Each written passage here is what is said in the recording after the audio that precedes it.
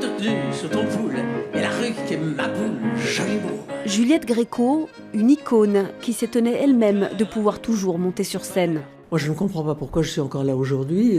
Je dis merci tous les matins, parce que c'est très difficile de vivre, mais c'est aussi fait de rares éclairs de magie, de bonheur.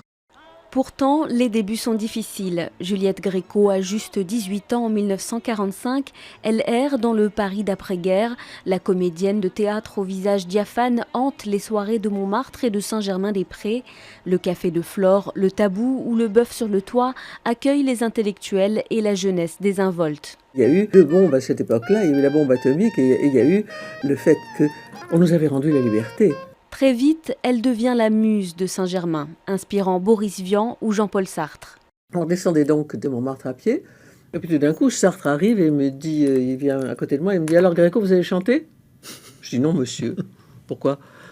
Si, vous allez chanter parce que pour la réouverture du Bœuf sur le toit, vous jouez des sketchs d'Alphonse Allais, mais ça va très bien, mais il faut que vous chantiez. Et puis il a tout manigancé, et puis voilà. Paris, flonflon, t'as la main fait et des millions. Autour d'elle, un cercle se forme d'amis ou d'amants, comme le trompettiste de jazz américain Miles Davis.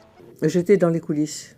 J'ai vu Miles de profil et j'étais absolument ébloui par cet homme dont je n'avais pas bien vu qu'il était noir.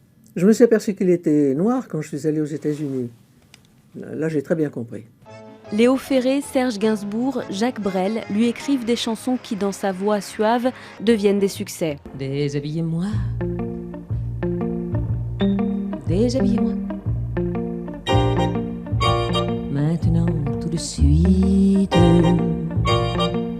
allez vite. Elle poursuit aussi sa carrière d'actrice, une trentaine de grandes productions filmiques et le mythique Belphégor à la télévision.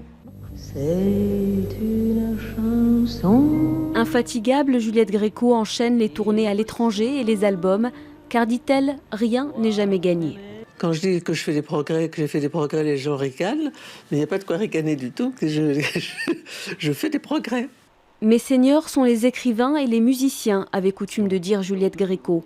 Naturellement, elle s'est mise au service d'artistes comme Bernard Lavilliers, Benjamin Biolay ou encore Féfé. Voilà la jeune que je suis en train de produire en ce moment. Ça va cartonner. Et Abdal Malik. Roméo et Juliette. Avec à ses côtés son époux, son pianiste de toujours, Gérard Joannest, comme un pont jeté entre les nouvelles générations et les illustres prédécesseurs. Les gens que je chantais et qui ont disparu, on ne sait pas où, comme Brel, voilà, c'est comme Ferré, c'est comme ces gens-là.